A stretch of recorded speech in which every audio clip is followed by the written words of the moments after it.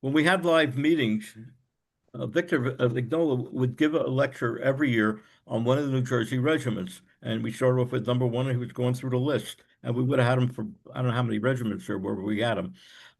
But once the meeting started going national, um, with all due respect to anybody from Iowa, I wasn't about to watch a program on some Iowa regiment.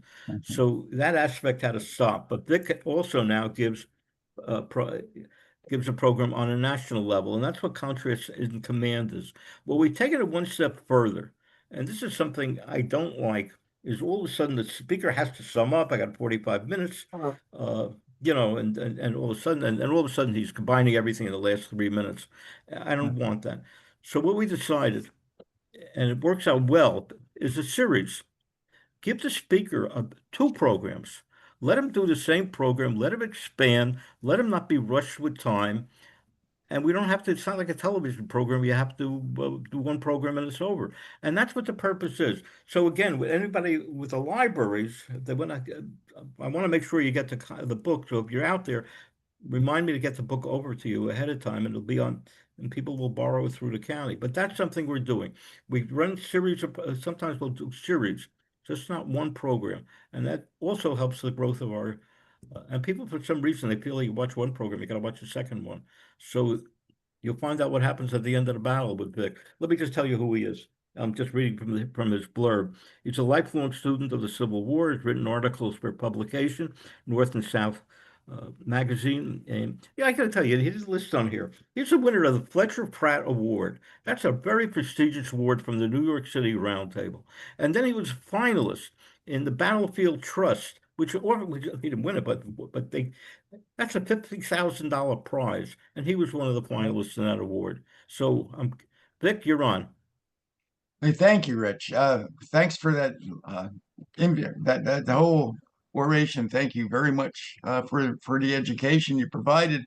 And Billy, thank you as well. I'm sure Uli will be very pleased, and I'm very pleased and love the whole Richmond group. I'll be seeing you guys May 3rd. I'll be in the Richmond area doing some stuff at the Adams House, as a matter of fact. So, folks, tonight, what I'm going to be talking to you tonight, in contrasting command, the Battle of Fair Oaks, yes. But what I'm also going to do is do a second topic a month from now. So, what Rich and I decided to do tonight's topic is disaster avoided or a lost opportunity. Well, my next topic will be the Battle of Seven Pines. McClellan finds a scapegoat. And the next one, I will really get into the fighting that occurred in the Seven Pines sector because, as you know from my book, which has been well received, the probably the best thing about my book isn't the awards it's gotten or the recognition it's gotten, but through the American Battlefield Trust, we are able to preserve 12 acres of property. Now, Francis Adams Farm at the time of the battle had 250 acres. So now that 12 acres is preserved, the rest of it is developed, as is the 6 square miles of the battlefield of Seven Pines and Fair Oaks. So out of that entire battlefield, folks, you're looking at the only 12 acres that is preserved by the American Battlefield Trust. And this book had a big role in making that happen. So someday, hopefully, you can walk around there and hopefully I can be with you as we walk through there. But tonight, as I said, I'm going to talk to you about disaster avoided for George B. McClellan or a lost opportunity for Joe Johnston and the Confederates. As Johnston said, no battle of the Civil War has been so little understood as that of Seven Pines, and he's a big reason for that, him along with James Longstreet. And he also said that Northerners tend to call the Battle of Fair Oaks, and Southerners refer to it as the Battle of Seven Pines. And that's also true. From the many letters that I've read, Southerner and Northerner, they tend to refer to it, Northerners as Fair Oaks, Southerners as Seven Pines. And then we have Bull Sumner, who was under the impression that it was actually two separate battles, the Battle of Seven Pines and the Battle of Fair Oaks, of which he commanded at Fair Oaks. Well, he was wrong. It's actually the same battle, but there is two sectors, two distinct sectors, the Seven Pines sector and the Fair Oaks sector. And we'll talk more about that. But let's begin with the lost opportunity for the Confederacy. The two culprits that are responsible for the Confederates not earning a huge victory. You talk about what ifs. This battle is the first battle that occurred in the East after First Manassas, which was July of 1861, May 31st, 1862. This is the next battle, and it's at the doorstep. The first one was at the doorstep of Washington. This one's at the doorstep of Richmond, Virginia, the Confederate capital. Yes, it's 7 weeks after Shiloh, but this was the first big battle in the East with the two large armies representing their countries. You talk about a what if. What if Johnston actually acted like a commander that day? And as Edward Porter Alexander says, Johnston's effort to handle his army in battle had been an utter failure. And folks, it was. And then we have a comment about General Longstreet in command of 3 divisions, which were to have crushed the Fourth Corps before it could be reinforced, blundered badly from the beginning of the battle until the end. And then let's talk about the disaster that was avoided. Just imagine if George B. McClellan's Army of the Potomac, at the doorstep of Richmond, Virginia, 3 miles away from getting into the capital, had been driven away, 2 of his 5 corps destroyed, and the army now in full retreat going back down the peninsula. Imagine the political impact that would have had, both north and south, and the military impact that would have had. It's a huge concept. Disaster avoided. Had Johnston's plan been fully executed as to time and place, the left wing of McClellan's army would have sustained irreparable disaster, and the retreat of the whole army would have followed. That would have been a disaster. Only saved by the man on your right, Edwin Vaugh's Bull Sumner. The promptness of Sumner and his intelligent foresight he displayed enabled him to reach the field and turn defeat into victory.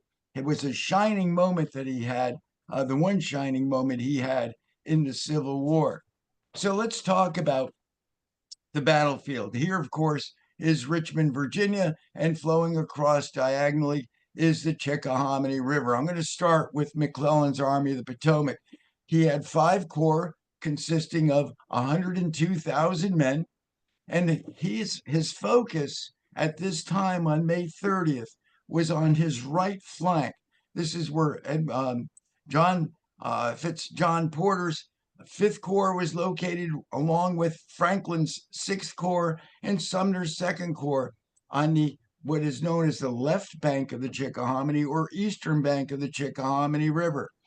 McClellan's focus at this time on May 30th was on his right, because he was expecting at some point to have come down from Fredericksburg the 1st Corps under Irwin McDowell with over 30,000 men. That was his expectation throughout the Peninsula Campaign. The 4th Corps and the 3rd Corps, where they were placed on the western bank or the right bank of the Chickahominy River, his focus was not on them at all. And there's a problem with that, because as you can see from their positioning, they're very vulnerable, as well as the condition of the 4th Corps, which I'll get into in a couple of minutes. The 4th Corps was in poor condition. They should not have been exposed as far as they were at this time. But let's talk about the command influences affecting McClellan's command. In my research, when McClellan was the military observer during the Crimean War and observed the siege of Sevastopol in 1855, my opinion is it had profound impact on him. And moving forward into 1861, he assumed command of 8,000 men in West Virginia, what is today West Virginia, in Rich Mountain in the Battle of Philippi. But shortly thereafter, he assumed full command of the federal forces in the Army of the Potomac. And almost immediately, he began in a struggle, a tug of war of sorts, with Lincoln, Abraham Lincoln, and Edwin Stanton, who was the Secretary of War. They weren't getting along. Of course, McClellan was a Democrat, and he would be the candidate in 1864 for the presidency against Lincoln. And Lincoln, as we know, is a Republican. So there was some political friction that had been predated the Civil War, and even McClellan was of the variety that slavery was not an issue with him as far as the topic goes. So there was a definite tug of war between Lincoln, Stanton, as well as military decisions to be made.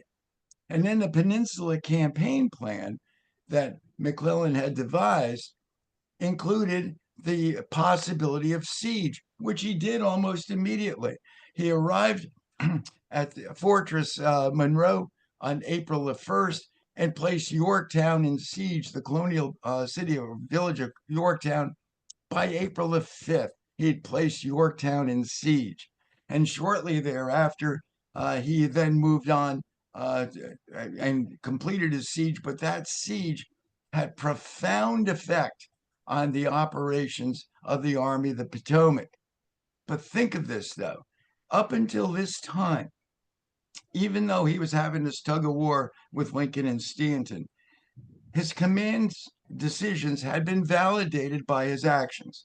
He had successfully moved an army of over 100,000 men to Fortress Monroe, and he began what is known as the Peninsula Campaign, placed Yorktown under siege, which he commanded, then won a battle at Williamsburg, and then advanced slowly up the peninsula to where within 3 miles of the Confederate capital. In his opinion, when he gets McDowell to come in on his right, he will then place Richmond under siege, again using that plan. That's my opinion. He didn't write that, but it is my opinion from his actions and from his notes that he would have placed Richmond as well under siege. And another reason he would have done that was Joseph Johnston's actions at that time had not been very aggressive towards him.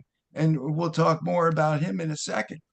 But let's talk about how the Fourth Corps wound up where they did. I apologize for the scribbling on this map for you, but I haven't gotten to have Hal Jefferson do my maps for the next book, which I'm working on, which will be about Seven Pines. But on May the 20th, 23rd, actually the Fourth Corps did cross here at Bottoms Bridge, and they set up a camp and a bridgehead here by May the 23rd. This area was all the Fourth Corps.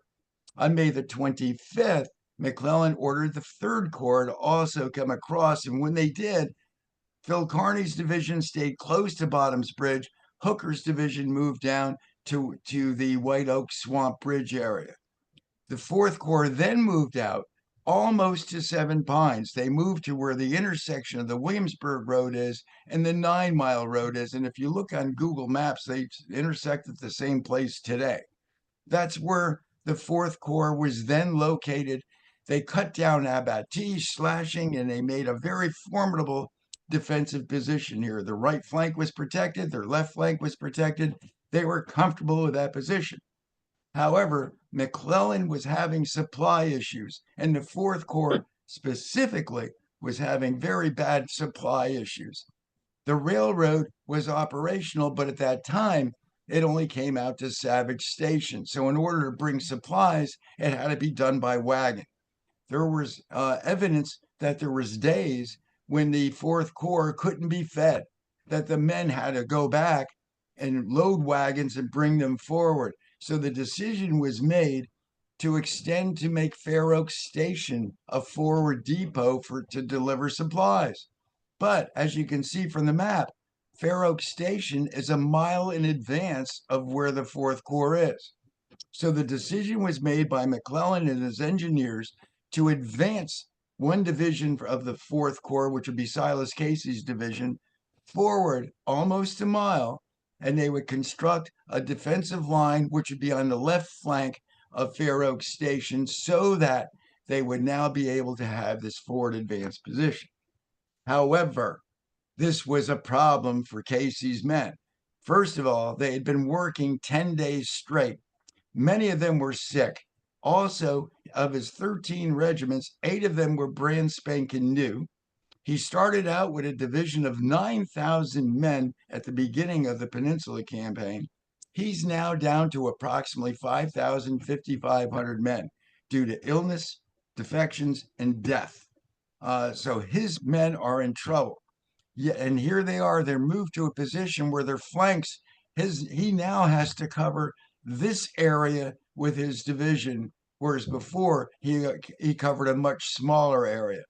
So now he's got logistic problems as well as far as covering his front, and the position is not easily defended. And his men once again have to construct a redoubt and trenches, cut down trees, build abattis as a defensive perimeter. Again, they're overtaxed. So much so that Keyes is aware of it. He informs McClellan and Heintzelman, Samuel Heintzelman of the Third Corps, that Casey's division is in trouble. An inspector general arrives and inspects Casey's camp as well as the Fourth Corps in general, and also comes to the conclusion that the Fourth Corps is defensively and deficient in military ability. This is on May the 27th that this is done. The 28th, a report is given to McClellan and to Heintzelman, and when this forward movement was made, both Keyes, Casey, and Couch had informed both of them that this was the wrong move. And yet it was because McClellan at the time was under the belief that this was not going to be an issue. This was not an area that he needed to attend to. Plus, he was sick at the time, and Heintzelman was of the opinion that Keyes was a whiner, and he kind of was. McClellan detested Keyes. So there's all this drama going on. But in the meantime, these poor men are out in the front and they're poorly supported. As you can see, there's a big gap between where Keyes's Fourth Corps is and Heintzelman's Third Corps. It's well over 3 miles. They're sticking out like a thumb and could be attacked and should be attacked. The reason they weren't was Joe Johnston at the time. He was also having issues. First of all, both presidents, both commanding generals, neither one of them got along with their president. Lincoln was having issues with McClellan and vice versa. Johnston was having issues with Jeff Davis and vice versa. They weren't getting along. They weren't communicating very well. As an addition to that, Johnston was having issues with Gustavus Woodson Smith, Magruder, and Longstreet. All of his commanders were not syncing up very well either. Another issue that he had as far as his command and control is his artillery was poorly organized at the time. It would be Lee after this battle that organizes Confederate artillery in a much more efficient manner along with E.P. Alexander. But at this time, Confederate artillery is not organized. Johnston's staff is poorly organized and poorly working together. Plus, Johnston himself was a taskmaster in that he believed secrecy was important, and by involving too many people, it would potentially leak out his secrets. And that's not a good thing when you should be enticing people that should to be your staff to do your work. He would do it himself or make sure it was done. All these things worked against his command and control of his army, which was at this time, his army was 55,000 men that he brought with him from First Manassas when he left First Manassas. However, Robert E. Lee had marshaled together 87,000 Confederates were in and around the city of Richmond at this time. So why are they positioned the way they are? Well, thanks to Jeb Stuart, they also had word that McDowell's First Corps was now underway from Fredericksburg heading towards McClellan to help McClellan's forces out. Johnston wanted to avoid that from happening, and so doing so, he positioned his forces in a way that he could launch an attack, a preemptive attack against Porter's Fifth Corps before the arrival of McDowell's force. In doing so, he could attack them, defeat them before McDowell came, and then he would be in a much better position. So that gives you an understanding as to why everything is shifted to this northwestern corridor that he was there. But let's also talk about Johnston as far as his experience thus far in the Civil War, because this is important to understand. He was very good at recognizing and how to make commands. He was a good tactician. It was his move at First Manassas that put Jackson's division on a train and sent them to First Manassas, and they arrived just in time to help spark that victory. Johnston then pulled the rest of his force from under the nose of the commanding general on the Union side at the time and moved away unannounced, and he was able to provide support at First Manassas.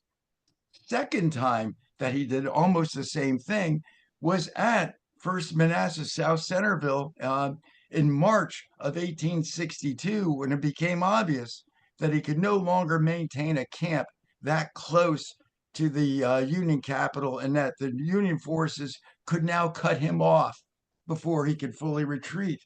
So on March the 8th, once again, unannounced and right under the nose of McClellan, McClellan was in command in Washington, D.C. at the time. He completely withdraws the Confederate force down to the Fredericksburg area, and it took 2 days before McClellan was aware of it.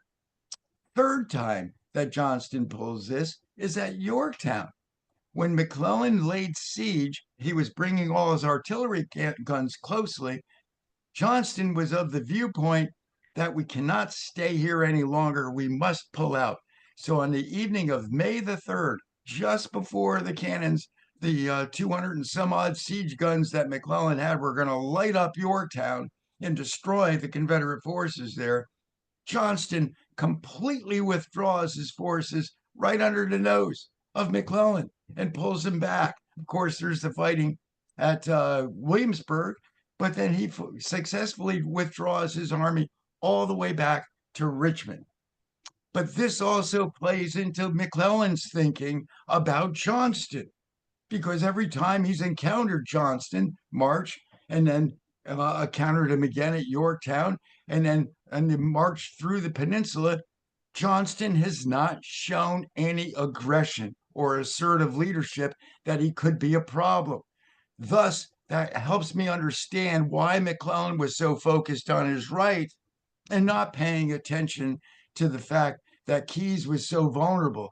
He did not expect Johnston to have any aggression at all, in my opinion.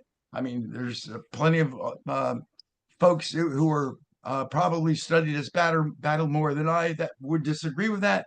But in my opinion, at that time, McClellan's belief was Johnston was not going to be aggressive, and it more or less paved the way for him to consider laying siege to the city of Richmond if and when McDowell should arrive. However, though, McDowell is not arriving because of Stonewall Jackson. Jackson in the Valley was now raising holy Cain and the whole area, and caused Lincoln and Stanton to withdraw McDowell and send portion of his command to the Valley to address the need of taking care of Jackson. So Jackson's movement caused not only McDowell to pull back, but it also canceled the plans to attack Porter. And now instead, Johnston now decides, well, looky here. I know I have an exposed force here, and I have all these men. And if we attack them, we should be able to defeat them. So now he's going to show aggression. And what he does is he orders D.H. Hill on May the 29th and May the 30th to conduct strong probes in the direction of Seven Pines. Find out what's there and let me know how strong they are. And Hill does his job and does it very well. He sends back word to Johnston. Johnston in his headquarters meets with James Longstreet, and they craft a plan to attack for the morning of May 31st. This will be the attack plan. I'll sum it for you, and then I'll show you some more slides. Longstreet will move his 6 brigades east along the 9-mile road here to Old Tavern. That'll place 13,800 men squarely on the right flank of the 4th Corps. Benjamin Huger will take his division of 6,200 men, march down along the Charles City Road, and place them here on the left flank of Keyes's Fourth Corps. So now you'll have over 20,000 men on the flanks of the Fourth Corps. Robert Rhodes, once Huger arrives, will join Daniel Harvey Hill's division. When Rhodes arrives, Hill will then launch the attack along the Williamsburg Road, 10,500 men striking Keyes's Fourth Corps in the front. Once the fighting begins, Longstreet with 13,000 men is going to move down on the flank. Front and flank, 25,000 Confederates will be attacking the Federal forces that are there. And that's the summation of the plan. And here's what it looks like with all these arrows. This is Doug Crenshaw's map. He's letting me borrow it, but it helps describe what the actions were to be. And as you can see, there's this huge gap still between the Fourth Corps and the Third Corps. This plan is ripe for success. The purpose of the attack is to defeat Keyes' Corps entirely in its advanced position before any reinforcements could reach it, because Sumner is still on the other side of the river. And to turn the left flank of the Union Army, crush it, and then move on to striking the Third Corps as well. And then before any reinforcements can arrive from the other side of the river. That's the simple plan, and it should work, except for a few problems. And their problems boil down to Johnston and Longstreet.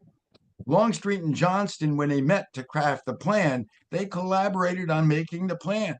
And Longstreet did not took his own handwritten notes as to what the plan was, and Johnston, seeing that Longstreet is taking notes, he decides, well, the verbal orders are fine. He knows what to do. He helped me draft the plan. So why do I got to give him written orders? Huge mistake. The written orders that Johnston does send out are very vague. He sends them to Gustavus Woodson Smith, and he also sends them to Benjamin Huger, but they're non-specific. And other than informing Hill that there's going to be an attack the next morning, he doesn't give Hill a direct idea as to what the attack plan is supposed to look like. So that's the problem as far as the command and control part of it and Johnston's part. Second problem, a rainstorm strikes the area, and it's not just any rainstorm. It's a thunder and lightning storm that actually killed people and killed horses from the lightning strikes. And it was a storm that was described by those that sat in it. There's no letter that I've read by any of the soldiers that doesn't describe the intensity of a great rainstorm that struck on May the 30th into the early hours of May 31st. In fact, E.P. Alexander would state after the war that his entire service of the Civil War, the storm he experienced May the 30th was the most violent thunderstorm that he experienced in the entire Civil War. There's one account I have where one fellow wrote, he said, I thought the battle had started in a rainstorm. That's how loud the thunder and lightning was. It sounded like artillery going off. It was an intense storm. Now, what did it do? Because it had rained 7 of the previous 11 days, the Chickahominy River was in flood stage. All of the streams, the tributary streams, were full of water. All the roads were a mess. The fields were full of like little ponds in them, and it was a distinct mess in the entire area. But nonetheless, the Confederates embarked from their camps. The plan is still by early morning hour, dawn, 9 o'clock at the latest, the attack is supposed to begin here on Seven Pines. That's the plan. But what could possibly go wrong? Well, Longstreet would later say that he had a misunderstanding of his orders. Although, in all the research I've done, there is nothing that Longstreet ever wrote about what specifically the misunderstanding was. He avoids writing about Seven Pines in a masterful way, and the fact that he just basically ignored it. And whatever he did write, my good friend Bobby Crick says, he and I have a saying that we often use, is that if Longstreet said it, it's probably a lie. So much of what he did write was inaccurate when you compare it to facts. But what did he do? Instead of moving his 6 brigades east along the 9 Mile Road towards Old Tavern. He moved them south towards the Williamsburg Road. I have a theory on that. I'm not going to get into it now, but it's going to be for sure explored in more greater detail in my next presentation. But at any rate, rather than move east, he went south towards the Williamsburg Road. In doing so, here is the Gillies Creek, which was flooded. His troops arrived there before Huger's men arrived. And even though Huger was the tripwire to start the whole attack, he delayed Huger's men by well over 4 hours. Worse, he's not communicating with the boss. Johnston has no idea what is going on. All he knows is that there's no sounds of fighting.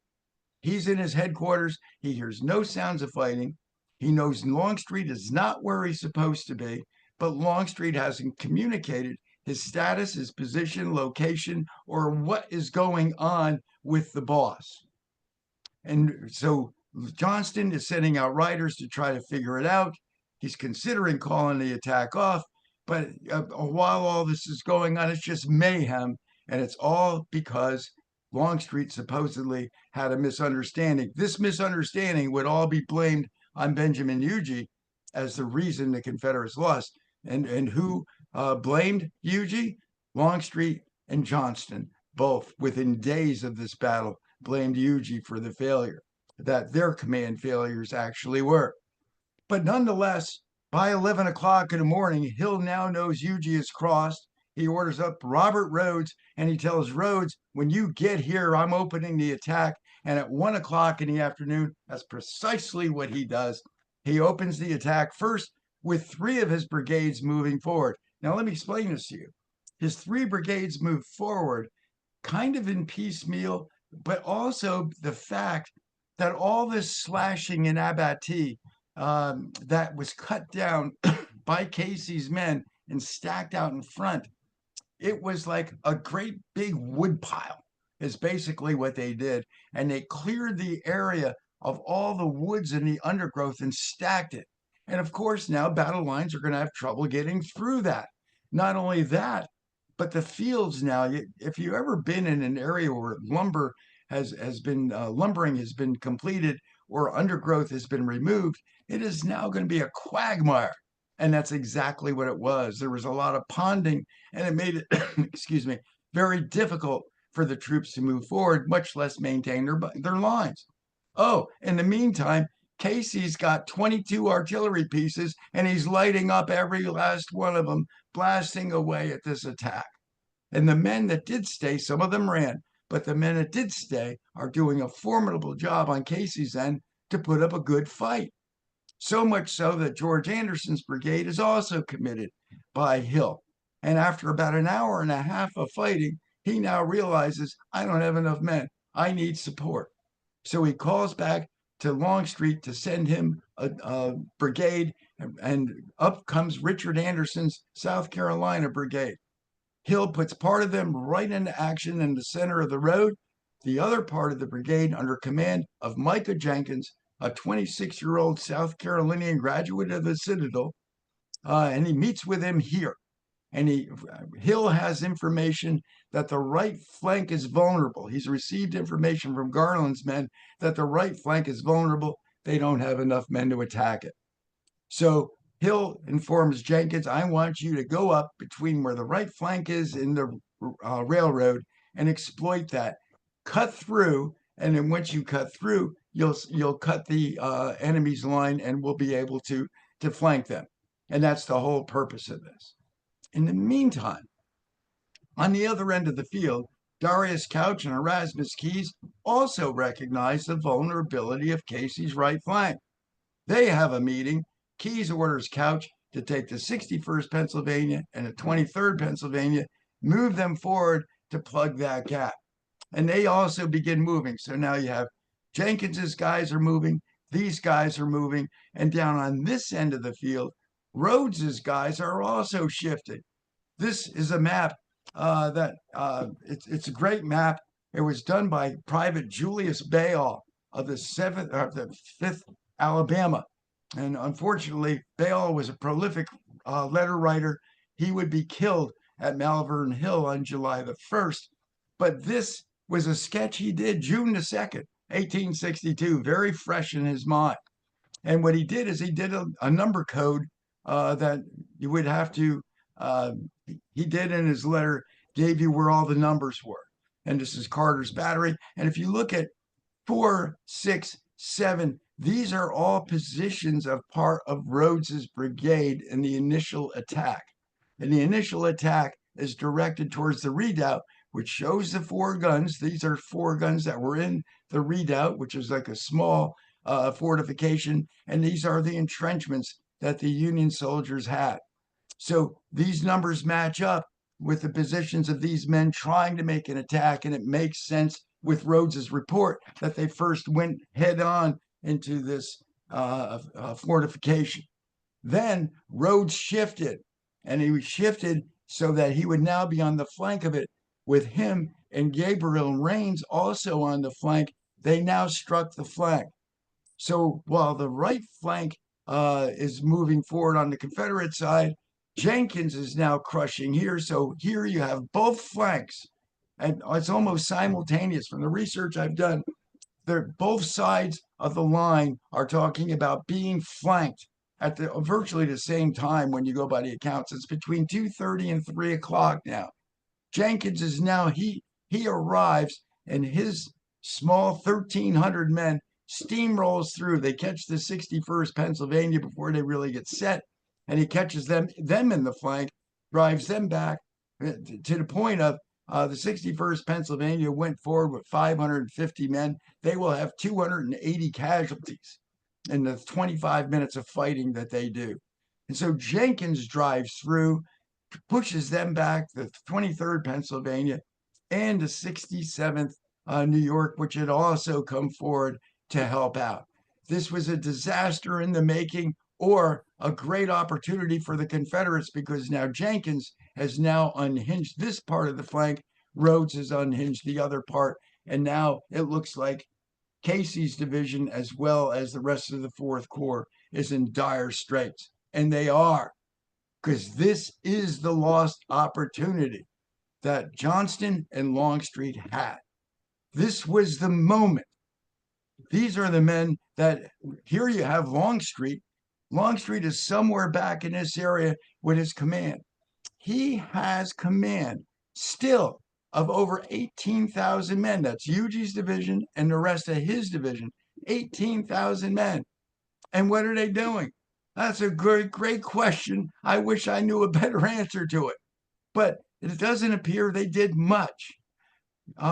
Wilcox has 3 brigades here along the Charles City Road, and he receives 3 separate orders. One to move down this road, then to move back towards the Williamsburg Road. Oops, nope, go back down to Williamsburg Road, and then come back towards this way. It was total confusion, was Longstreet's orders to Wilcox with 3 brigades. And he didn't use Pickett's brigade. He kept them in reserve for some reason, that he wasn't doing anything else. And he finally commits Kemper's brigade after 5 o'clock. So it isn't until he commits Kemper's brigade much later, 18,000 men. And we don't know what he did with Huger's, because other than Huger never moved forward from where he was. He never received orders to move. So Longstreet, 18,000 men, could have pressed this front at any time, but he wasn't commanded. Afterwards, he would write to Hill and tell Hill, I don't recall giving you any orders that day, and I never came forward to observe how you were doing. So that's not a commander. He was in command of this portion of the field, at least by seniority, if nothing else. And the fact that there were so many men there, he did nothing. And then let's look at what Johnston did. He has now moved his headquarters here to Old Tavern. And there's a division here. It's Gustavus Woodson Smith's division, but it's under command of William Chase Whiting. 11,200 men. He's squarely on the right flank of the Fourth Corps. He has not communicated with Longstreet about what his status, his position is, or what his progress is. And Longstreet is not communicating with Johnston. How can that be? How can you have an attack going on and not have any communication going back and forth? but there wasn't. And also, what Johnston does not do is he does not do any probes. What's in front of me? Yes, he can't hear the sounds of fighting. There was an acoustic shadow. So give him that excuse that he couldn't understand that the fighting was going on, even though it's 3 miles away. But he made a plan along with him. They knew what the intent of the plan was. It's 3 o'clock in the afternoon.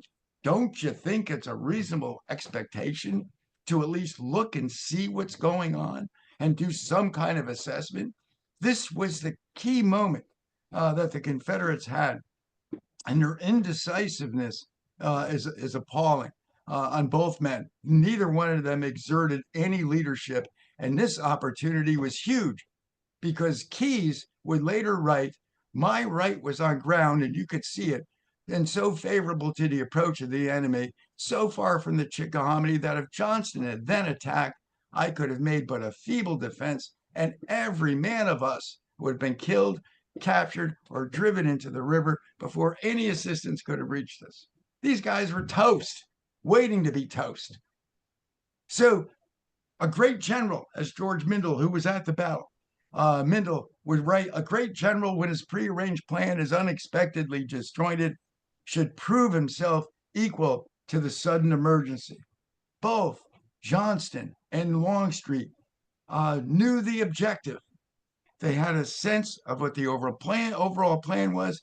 Neither one influenced, led, nor commanded in a manner that they had outlined in a plan together. I don't care if there's verbal orders or not. They knew the plan. Those two men did. They did not, and they did not adapt to the situation.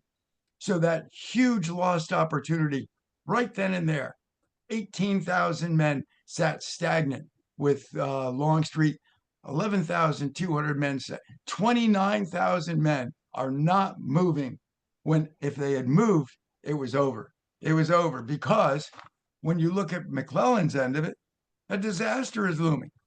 Once these two flanks are cut, Couch falls back and he arrives here at Fair Oaks Depot and he finds 1,500 men there, 1,700 tops, 4 artillery pieces.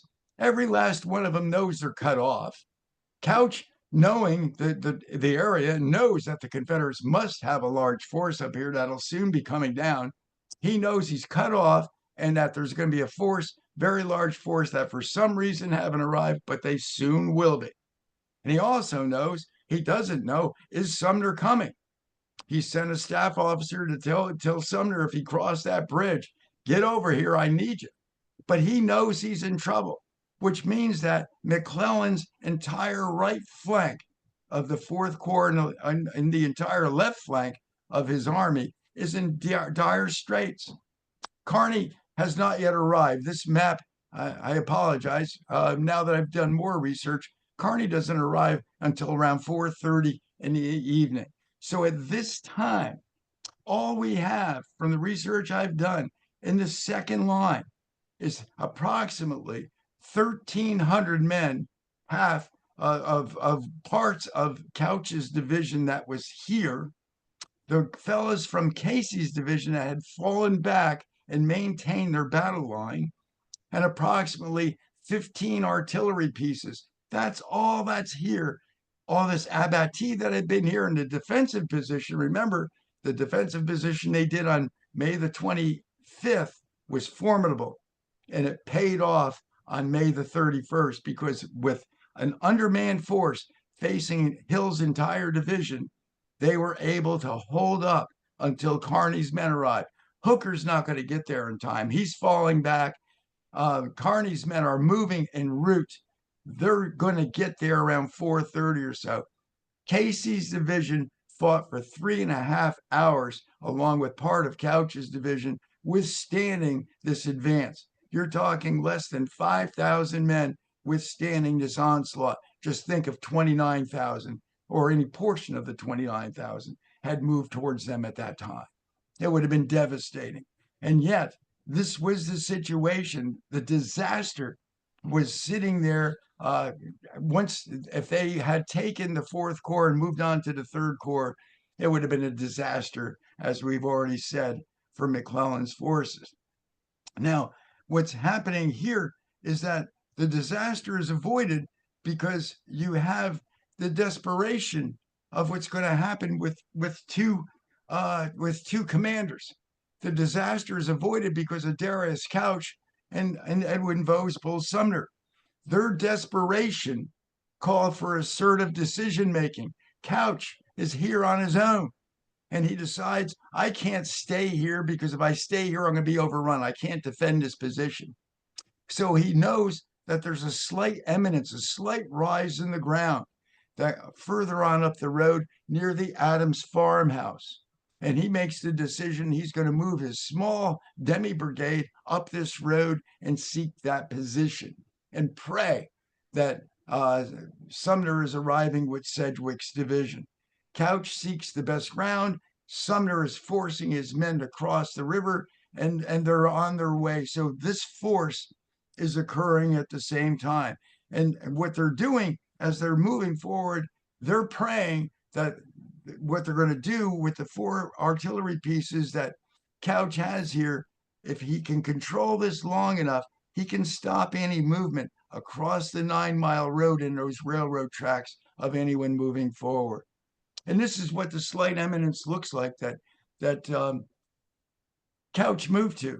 This is the period photo. This would have been where federal forces will eventually be positioned. Here, about here, a half-mile away is where Fair Oaks Station was. This is the position, and this is what it looks like today.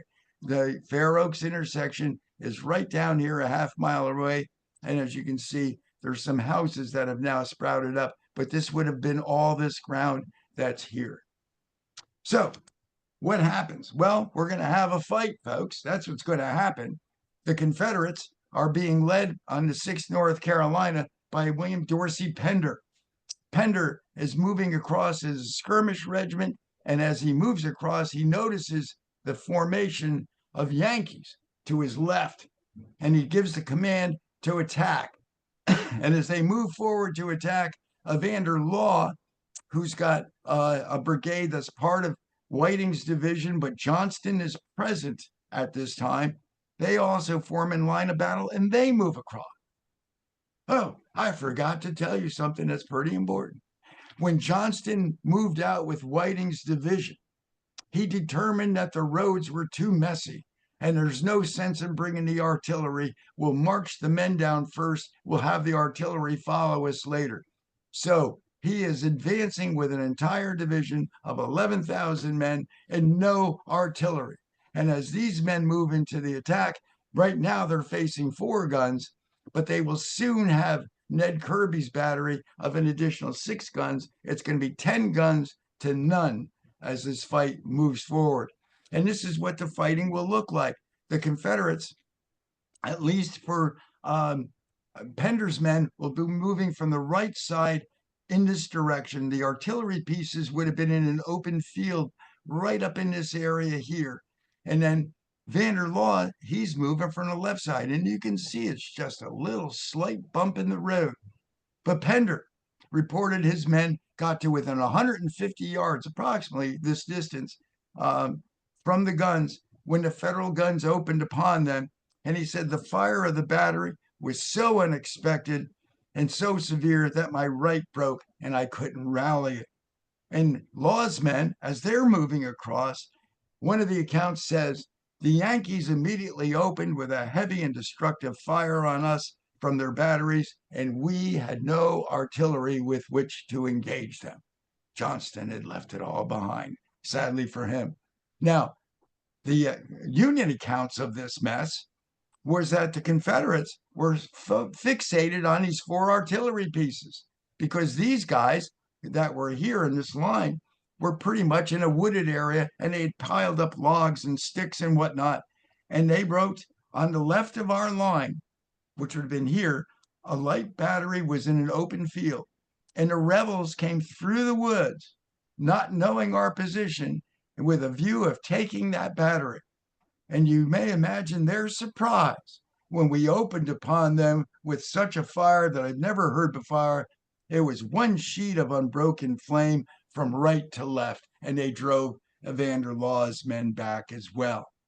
So now the Confederates will form a second attack because the second advance is for two reasons. One, Johnston didn't believe that there was much of a force facing him on the left.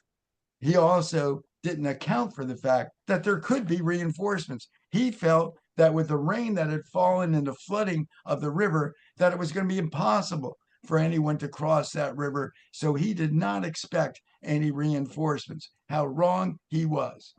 So here's the Confederate next attack. These three brigades, it's going to be Evander Law, J. Johnston Pettigrew, and Colonel Wade Hampton. He was not a general yet. 7,500 men, and they're advancing into the attack. But let's explain something to you. It's important to understand that the road that led towards the Adams house had a worm fence, one of those interlocking worm fences about 6 feet high on both sides of the road. That penned in the Confederate advance to the left side of that road. On the right side of the road, there was a stream that formed all the way down, and there's numerous accounts of swampy ground and very muddy ground and an area of water that they had to wade through, except for one account by a captain in the 19th Georgia, Captain James Bell. He wrote that our column moved across a lagoon and along the edge of a wood. And when he wrote that he moved across a lagoon, I knew then and there that that whole area to their left had flooded. And this is what that little stream looks like today. It flows into a culvert of a cul-de-sac of a large residential development. And here it is on an old period map. But that little stream, that nameless stream that rode in there, made the Confederate line of attack approximately 400 yards at its widest. And what did Sumner and Couch do? When the first Minnesota arrived, Colonel Alfred Sully saw this great big lagoon out here, and he had 3 of his companies face front, and he swung 7 of his companies so that they could provide enfilade fire down the line, and that would be where the Confederates would be. Sumner detached 2 artillery pieces and placed them on the right of the line so that that way he would have converging artillery fire, of which there would be no counter battery fire, so they could just concentrate on firing into the trees and firing into the men as they advanced. The rest of Abercrombie's, this would have been part of the men that were waiting for Couch at Fair Oaks Station initially. These men formed a line, piling up sticks and whatever they could and logs, and they laid down on the ground, awaiting the advance. On this side were the other artillery pieces, and when the 82nd New York and 34th New York of Gorman's brigade arrived, Sumner swung them down so that he created what is known as an inverted salient. And this inverted salient meant all the fire, artillery, and gunfire was converging into the center of the Confederate advance. And it was devastating because the Confederates could only do diverging fire and no artillery to respond with. Some of the accounts, one of the men would write that I just lost my place. One of the men would write that the Yankees presented the appearance of a living wall of flame from the great number and the rapidity of their discharges. So these men here with their guns are just blazing away. Another Confederate account stated the enemy were in rifle pits and their fire appeared to come up out of the ground because these men were laying down, firing into the Confederate advance. And it came at them in one continuous stream. Their fire was not in successive cracks, and neither would the usual term used by historians, the roll of musketry, apply. No, sir, the sound was one continuous roar, and it roared for more than an hour. Imagine the hell those Confederates were going through, coming through that area. And lastly, one of my favorite quotes, B.F. Moody wrote to his wife on June the 2nd, and he told her, I have hived bees, but they weren't nearly half as thick as the balls flying through the air. Pettigrew is wounded during this second advance, and he gets struck in the shoulder and his neck, and he falls wounded, can't be removed from the field. He's going to be captured and taken to the Adams house, where he's treated by a physician, and he's going to stay there for 2 nights before he is captured, of course, and taken across the river. But this is a moment where the Confederate advance is now crushing up against this very formidable defense that is growing all the time. You have Burns's brigade and Dana's brigade coming forward, and 10 artillery pieces will be arriving here. Gustavus Smith sees all this mayhem out front, knows there's no leadership. He decides he's going to take command, as he should have probably from the beginning, and he now moves forward with the reserve brigade of the Tennessee Brigade of Robert Hatton. He moves them forward, as well as the 22nd North Carolina, and meets with Hampton, and they decide they're going to drive like a wedge to break through the federal line and to win the day that way. One of the accounts writes, though it's getting dark, and now because their area they're in was a wooded area, where there had been done some wood clearing in there as well.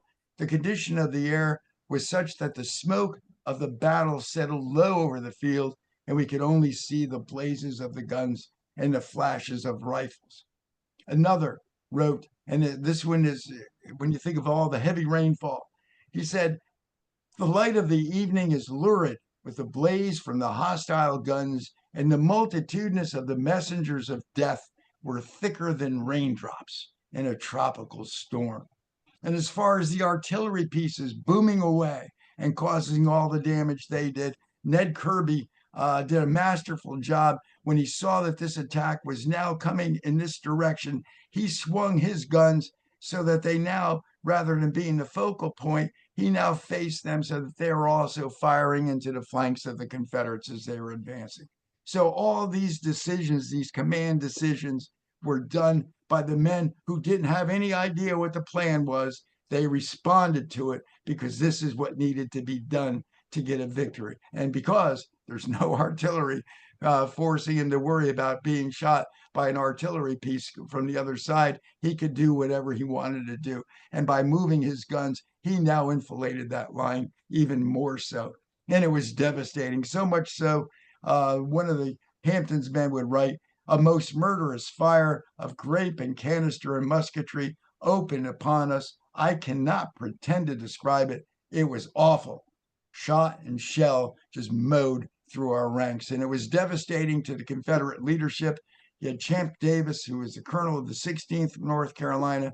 He's killed during the advance. Gustavus Bull is mortally wounded.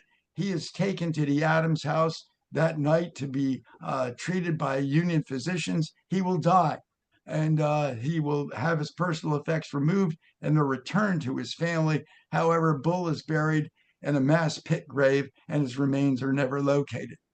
Robert Hatton, who was leading the Tennessee Brigade, is in that final advance, riding through the woods with Gustavus Smith, when an artillery shell strikes his horse in its chest, killing it, and the horse falls on top of Hatton. Hatton extricates himself from the horse, and as he gets up to move forward, Smith says to him, "Are you okay, General?" "Yes, let's move forward," is what Hatton says, be his last words, because gunshots struck him in the chest, killing him instantly. And the only line officer on the Union side that's killed, John Riker. If you're familiar with New York City and its prison system, there's a place that's infamous called Riker's Island. The Riker family owned it, and that was John Riker's family. He was a lawyer from New York City, and he was the only line officer killed during that final advance that the Confederates were making, trying to get the guns. There's a little bit of a humorous story there, but moving on, well, not such a humorous story for him, but the fellows that he had were all dressed, the 62nd New York were all dressed in these red baggy pants, and they were rather festive looking. And when some of them ran, they were easily corralled by the staff officer of Couch's men, because you saw all these guys with fezzes and red pants running away. They were able to figure out, these are our guys, they got to get back into line. But at any rate, Sumner now decides it's time to go from the defense to the offense, and he orders a complete counterattack. And it's a complete counterattack moving across the field. One of the men, Corporal John Summerhays of the 20th Massachusetts, said, "We drove the rebels at the point of the bayonet, making the air resound with our cheers and tigers. Another account would talk about moving through the mud. They could look down and see the line of bayonets stretching as far as the eye could see, and the men knew now they were going to have victory. Some of these men were veterans of Ball's Bluff disaster. They'd also been part of the loss at First Manassas. The 20th Mass had been at both. And now they were getting to experience victory for the first time. And one would say, you have no idea what a glorious feeling of victory brings. We were almost drunk with joy and were so hoarse from cheering we could hardly speak. One of the Confederates would describe the fighting afterwards by saying, all that say Manassas, all say that Manassas was nowhere in comparison. And he's talking, of course, of First Manassas because they didn't know about Second Manassas yet. So all say that Manassas, as far as fighting goes, was nowhere to compare. In all my future fights, I would never expect to get in such a hot place again. That's the intensity of what was going on at Fair Oaks. Well, the one thing everybody knows about the Battle of Seven Pines, Fair Oaks, is that this is where Joe Johnston is wounded and Robert E. Lee, because of Johnston's wounding, rises to command. And that's where the story of the Civil War actually begins. I think now you know that there's a lot more to the story than that. Johnston is wounded approximately during the counterattack. It's after 7 o'clock when Johnston is actually wounded. He is wounded. He's taken from the field. Davis was there, Lee was there, and they helped remove him from the field. And as they're moving him from the field, they encounter Smith and they inform Smith, you're now in command of the army. And oh, by the way, I hope you intend on following this up the next day. So the next day, there would be continued fighting and it would not go well. But what we have to do is talk about Sumner anchored the right flank of the Fourth Corps, and he anchored the right flank in this position.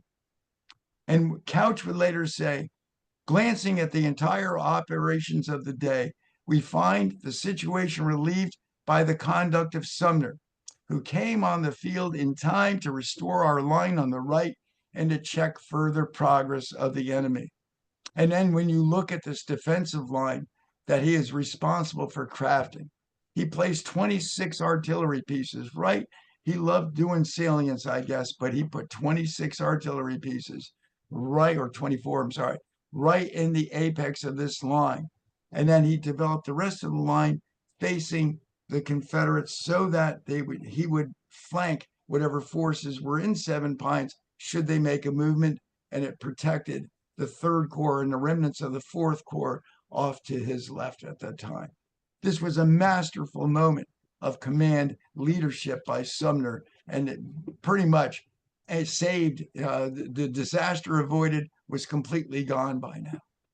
So if you look at the losses, Fair Oaks, May 31st, I know I covered some of the Seven Pines fighting, but when you look at just Fair Oaks on the evening of May the 31st, from approximately 5 o'clock to 7:30, 8 o'clock, Federal losses 459 and Confederate losses 1,339.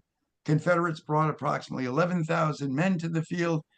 In total, when Sedgwick's division fully arrived, along with what Couch had with him, there was less than 6,000 federal forces present, but it actually engaged, there was less than 3,000, 3,500, maybe total 4,000 at the max engaged, but they had 10 artillery pieces and they faced none. For the final tally of the two-day battle, as you can see, 11,000 total casualties, 11,168 combined. Confederates lost 6,100 men in the 2 days of fighting. Federal losses were 5,000.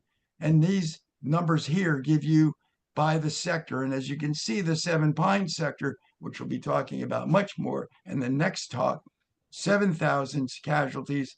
Fair Oaks, there were 1,700 on, almost 1,800 on May 31st. And the next day, June 1st, be another very nearly 2,200.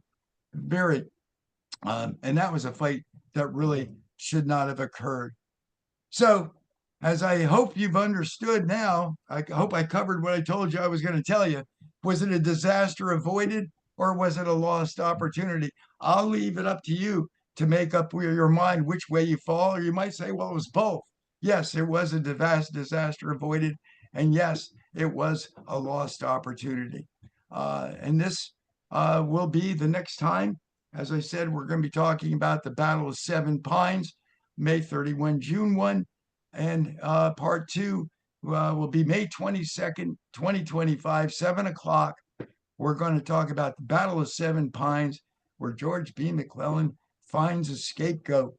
And I'll give you a hint. It's going to sound like Silas Casey will be the one to get that hung on him, just like Benjamin Huger had it hung on him by Johnston and Longstreet. So, folks, I hope none of you fell asleep during this presentation, but there's my contact information.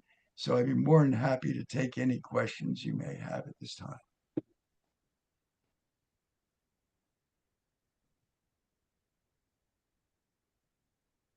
Abigail, I can't find my chat box. By the way, I'm going to sum this up, and I'm normally very articulate. Vic, wow, that's it. One word. Thank you. Thank you. After that, it becomes redundancy. What a presentation. Thank you. I hope the next one goes as well, is as successful as well. We got an tentative. Guys, Abigail, maybe you could read the questions. I can't say anything. Sure. Well, there's a lot of comments saying what a good talk it was. Fernando from Venezuela said that the Peninsula Campaign is not so much depicted in films, but the Blue and Gray TV series is the best option. May very well be. This is just one of those ones that, for some reason, no one figured out that it was worthwhile to write about. I don't know why. There's a lot of good stories. There's a lot of bravery. There's Medal of Honors that were earned there, but the focus sadly has always been Johnston gets wounded and Lee gets promoted into command, and that's when the Civil War really begins, I guess. So sad but true. My God, Okay, no other questions, but there's certainly a lot of praises and thank yous and great presentations and everything. Sure. yeah, my I God. agree with them. It was very well done. My God, the work thing you had was great presentation. The others were excellent. Well, if anyone has a question, I'd be more than happy to answer it. I know it's a lot of information to process, and I got to run through it quickly, but it's quite a story. That's really great. I'm just nobody really had that. I guess you covered everything. Well, that always makes me wonder. Yeah, yes.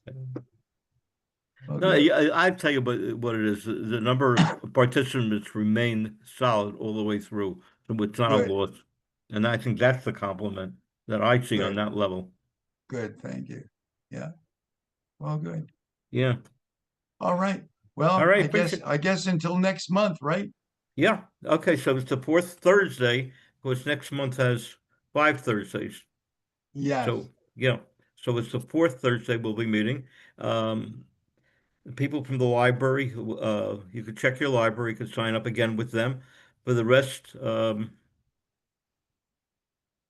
it in anyhow, but very frankly, those people who attended this lecture through asking for it will receive the link automatically.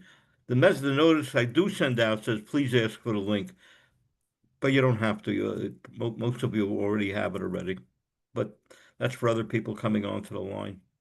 And again, Great. I want to thank you, Abigail. Well, Wait a minute. That's it. No more questions. Excellent presentation. We're looking Okay. forward to next month. Thank All you. right. Thank you, Abigail. I'll make sure I send you the my Oh, yeah. mailing address. So, Okay.